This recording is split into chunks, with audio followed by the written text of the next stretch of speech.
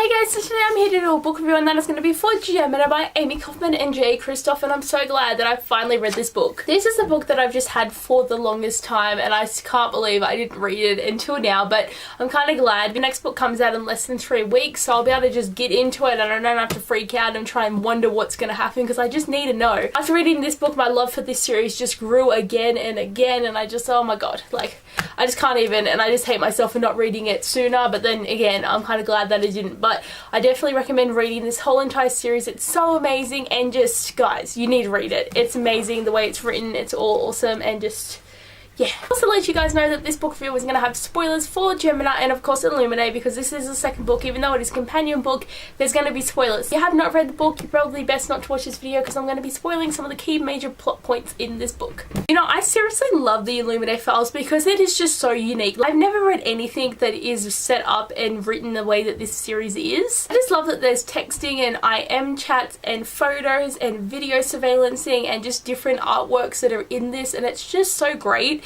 And it's so easy to read, so I really do love this series because it really only took me like 3 days to read this book and I read 400 pages on one day. So, but I do love the way that this book has a good level of action and intrigue and fun and humour, and it just keeps you on the edge of your seat because you just want to keep reading and find out what's going to happen. I really liked Hannah as main character. She was just so strong and awesome and just on point with everything she did. Every step and thing that she did had a purpose, and she never messed up in that kind of sense. Like, she was always just going for what she wanted to do, and I just loved it so much. And I like that she had a good match of being really strategic and awesome and fighty, and then being a girl that really likes to buy nice things, so I loved that too. She was sort of a princess, but she could kick your ass, so that was awesome. And she was just a good character to follow around in this story, and the life and death and the high stakes. And it was so unbelievably crazy because all these people in squads and all that just dropped in, and then everyone started dying, and then the High Pantheon was under attack. Just so much was happening in this series that I don't even know how much could be in a series without it feeling like too much, but this book did a really good job of it.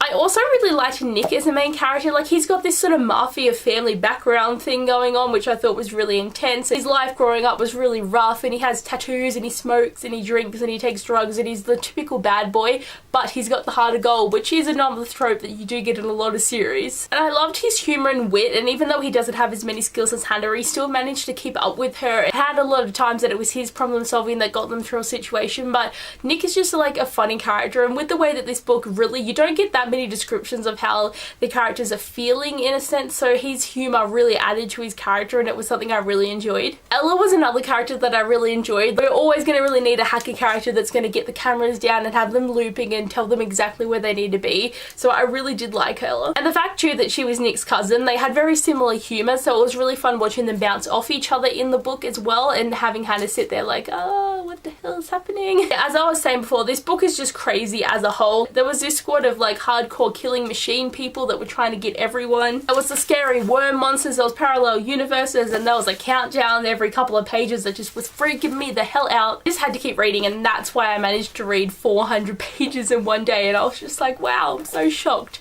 that I read so much of this book. And the Gemina particle and like all the parallel universes was kind of shocking to me. It's just unexpected, and I loved it. And like literally when Nick died, I just couldn't accept it. I was just like, there has to be something, like there has to be some reason that it's not Nick. Like Hannah may have been faking it and there was actually someone else that died and something else happened. Like I'm trying to figure out how Nick would not have died. And like I just didn't know what it was going to be, so I did not expect this, but I'm so glad it did happen. And when Nick flew over the wormhole in the bop thing and then he was kind of all disorientated and all that kind of stuff, I did find that weird, but I just didn't connect the dots here. But I was just kind of like, oh, okay, something has got to be happening there, and then you kind of forget about it as the action keeps going, and thinking back on it, it's just like, that's the different Nick. And like seriously, I was freaking out when you like got the High Pantheon talking to them, and it's like, we've got you and we've got Nick here talking at the same time about the exact same things, and I'm thinking, oh my god. And then when they talked about the Gemina particle and the multiple universes, I'm just thinking, you know what, that means that our Nick is in their universe, so we're gonna get him back, even though it's sad that the Hannah and the Nick of the other universe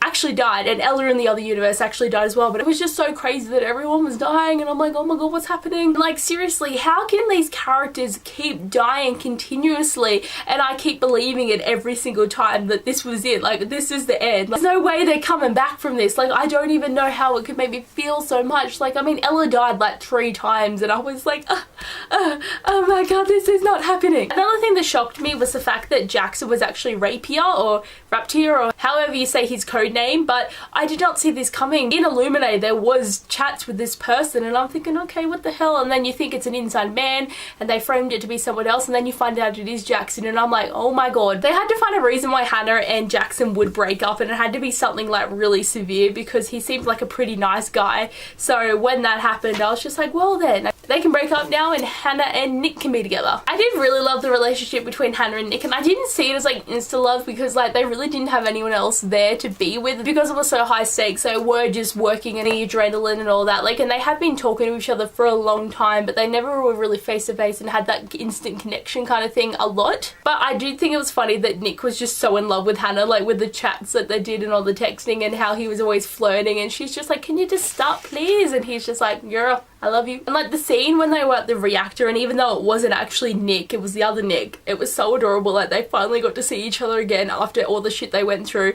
and even though there was more shit they had to go through, it was just like, yes, take your helmets off, but then don't take them off, you might die. And I love so much that we got to see Katie and Ezra again. It was so amazing, and I love them so much. And then Aiden came back, and I'm just like, I'm not really a big fan of Aiden, and he's like sort of on our side now, and I like don't trust him whatsoever. I also don't like Ezra's mum. I cannot remember her name exactly. I think it's Elforja or Fobza or whatever, but like the way that she just kept denying everything in that meeting, and it's like there's literally proof. You can't keep denying it. And she's just like, I don't know about that, I don't know about that. I'm just sitting there like, oh my god, like these people need to get taken down for all the bad shit they've been doing. But I seriously love this book so much. It was so good, and just like I just can't even, like, just the way that it's all written, and it's so beautiful.